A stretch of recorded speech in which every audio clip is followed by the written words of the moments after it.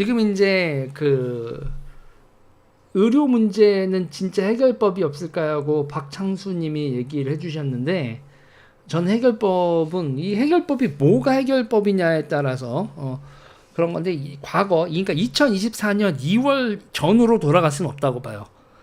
그러니까 2024년 전의 의료 시스템이라는 건 전공이 갈아 넣어서, 그러니까 대한민국의 의료보험이 지금 우리가 이 정도 수준, 소득의 8% 선, 그 정도 선에서 의료보험을 내고 이런 서비스를 받는 거는 그렇게는 되돌아갈 수 없어요.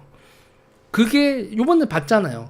전공의들 갈아 넣어서 그 시스템이 가능하다라는 걸 우리가 본 건데, 그 전공의들이 그렇게는 이제 안 하겠어요 라고 선언을 했고, 야 그러면 정원을 줄여주면 옛날같이 다시 돌아가겠니? 그래도 안 한 거란 말이죠. 그러면 여기서 보면 그 비용에 있어서 줄이기 위해서 뭐 할까요? 환자들한테 자기 부담률을 높여달라고 얘기를 한다. 뭐 그게 방법일 수 있죠? 그럼 자기 부담률이 올라가면 그럼 2024년 2월에 전체제가 아니죠? 그러니까 지금은 뭐냐면요, 가격이 올라가요. 국가보험이 올라가든, 국가보험에 우리가 내는 의료보험료가 올라가든, 아니면 보험이 우리 커버해주는 게 줄어들면서 자기 부담률이 올라가든. 이번에 응급실 정부에서 답 나왔다고 그러잖아요.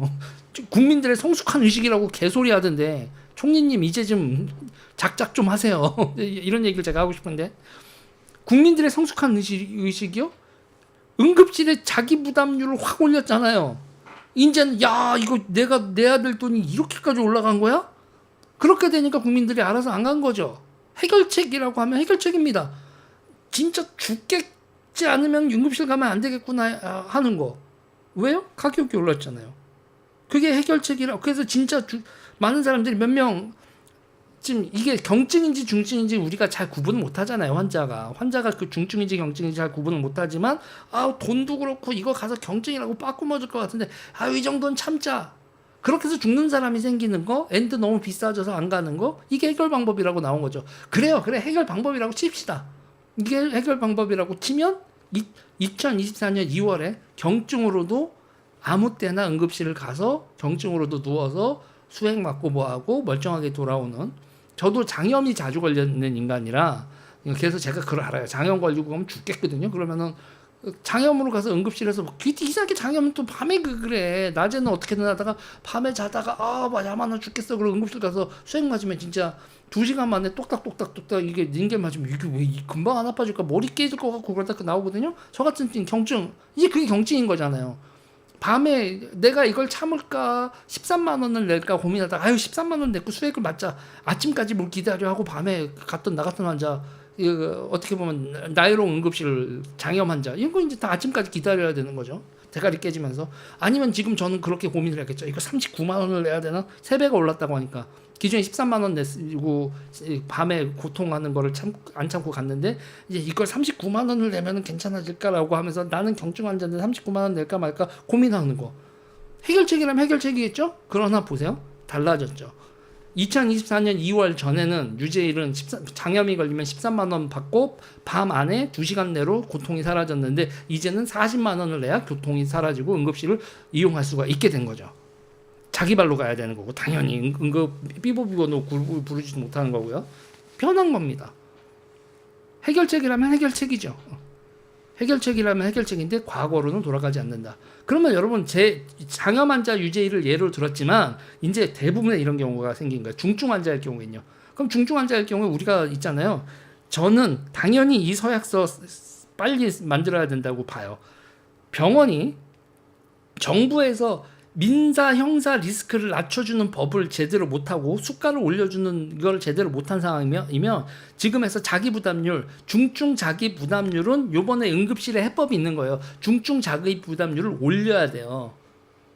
국민보험으로 커버가 안 되겠으면, 예산으로 커버가 안 되겠으면, 지금 암 수술 받는데 만약에 뭐 맹장 수술 얘기를 할게. 예를 들면 130만 원이었다. 이거 390만 원으로 올립니다. 3배 올려야죠.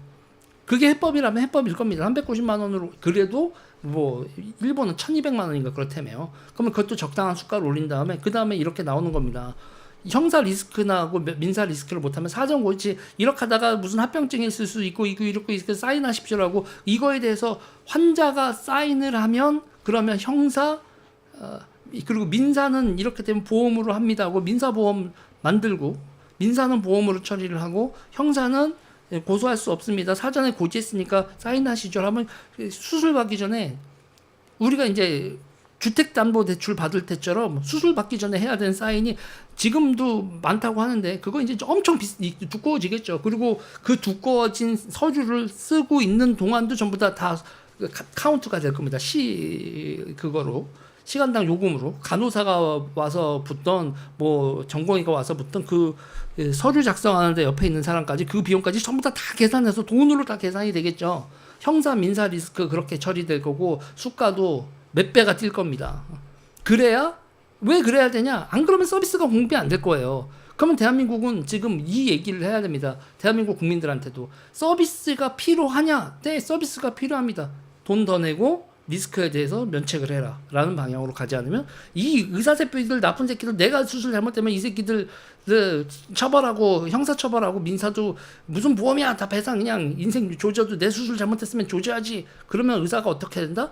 수술할 의사 없어요 하겠냐고 이걸 받아들여야 되는 상황이 되고 의사 나으리 서명해드릴 테니 수술 좀 해주세요 돈도 더 드릴게요 근데 계속 공보험에서 끝까지 우겨가지고 이걸 하지 않는다. 계속 진짜 기다리다 죽는 사태가 벌어진다. 그럼 어떻게 되겠어요? 기다리지 않는 민간병원을 만들어서 부르는 대로 돈을 해서 당연지정제도 무너지는 방향으로 가겠죠. 대한민국 의료는요. 다시 말해서 해결책이 없냐라고 아까 물어보셨는데 해결책이라는 게 아니라 그냥 새로운 경로로 찾아가는 거예요. 문제는 터졌고 윤석열이 진짜 개 같은 삽질을 해가지고 문제는 터뜨렸고 이제 새로운 경로를 찾아서 의사들도 그 환경에 맞게 행동을 하는 거고 환자들도 그에 맞게 행동을 하는데 제가 봤을 땐 인간의 시장 서비스 수요와 서비스 공급과의 새로운 균형점은 훨씬 더 비쌀 거고 단연코 의사가 훨씬 더 갑의 위치로 갈 겁니다. 의사는 훨씬 더 갑의 위치로 가고 서비스 비용은 비싸지고 대한민국 국민들은요. 와 2024년 2월 이전에 천국이었는데 의사 귀싸대기도 때리고 갑질도 하고 그랬는데 그런 세대들 다시 안 오나? 다시 오겠어요? 이 개지랄이 나고 그러면 전 세계에 우리나라 같은 데가 많게 우리가 특별했었던 거고 이상했었던 건데 그거를 너무너무 당연하게 생각을 하다 보니 그냥 그게 사라진 겁니다. 황금 아래를 낳는 거위를 배를 가른 거예요. 그러고 나서도 과연 서비스 공급이 제대로 될 수 있을까? 미지수죠. 왜냐? 이제 국제 경쟁에 들어갈 거거든요. 필리핀이 우리보다 가난하지만 의사 수가는 더 높아요. 예를 들면 여러 가지 치안이나 기타 등등 그런 게 있겠죠. 그래도 돈을 세게 부르잖아요. 그러면 동남아 기타 등등 대한민국 의사들은 국제적 시장에서 움직이고 대한민국 국민과 정부도 그거에 맞춰서 구매력을 확보를 해야 될 겁니다. 그러면 대한민국의 가처분 소득 상당 수준 박살날 거로 봐요, 저는. 이거에 대해서 이제 어떻게 해결하고 과거와 같은 그걸 하느냐. 그렇다고 하면 대단히 거한 진짜 사회적 대타협이 있어야 되고 뭐 하나 또 외부적으로 이만큼의 또 충격을 줄 수 있는 국가 사회의 위기가 벌어지면서 의사들도 이 사회를 지켜내기 위해서 우리가 여전히 장시간 노동과 뭐 이런 상황에서 전공의들이 이렇게 하는 거 어느 정도 희생을 감수하고 이렇게 하겠습니다. 뭐 이런 식으로 하든가. 그러면서 저는 그런 거예요. 그런 식의 제도를 도입해야 된다고 봐요. 전문의들 뭐 몇 년 차 되고 되면 우리나라 그거에서도 퍼스트 클래스 의료를 만들어야 된다라고 저는 얘기를 하는 거예요.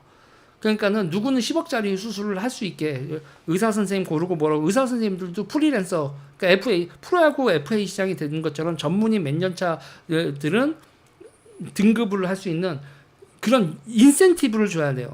그래 이 시스템에 들어와서 전공이라고 전 국민에게 저가의 서비스를 제공을 하는 거에 대한 그 비용 부담을 어떻게 하느냐.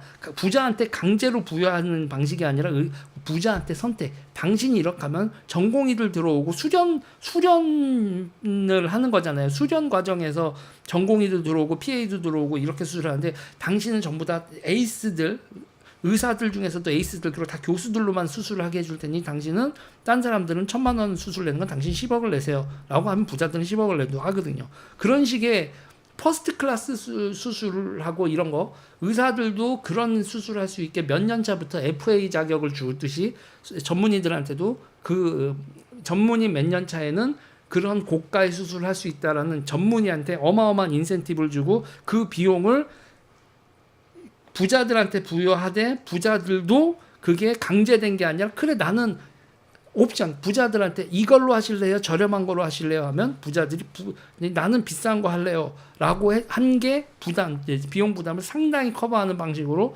가는 새로운 모델. 뭐 저는 이건 제 생각이고 또 뭐 딴 사람들도 얘기한 건 아닌데 저는 그렇게 봐요. 이런 식으로 가야 된다고 보고 당장에 내년 정원은 뽑지 말아야죠.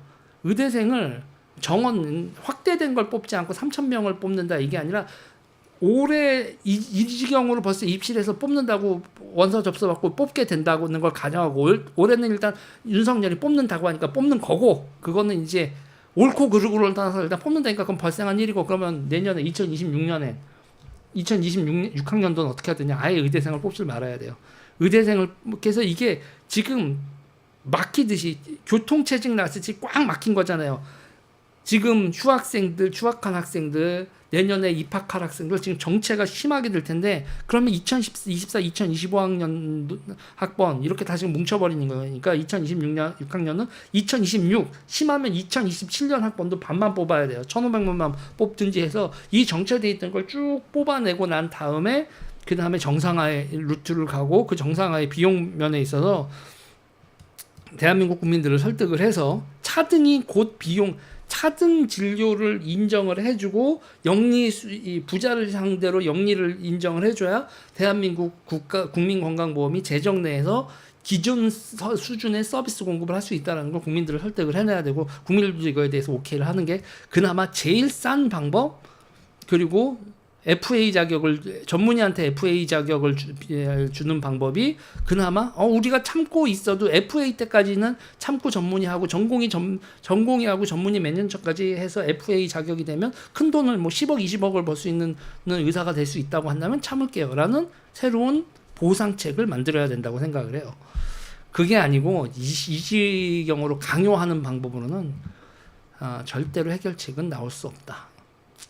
이 얘기 여기까지 하겠습니다.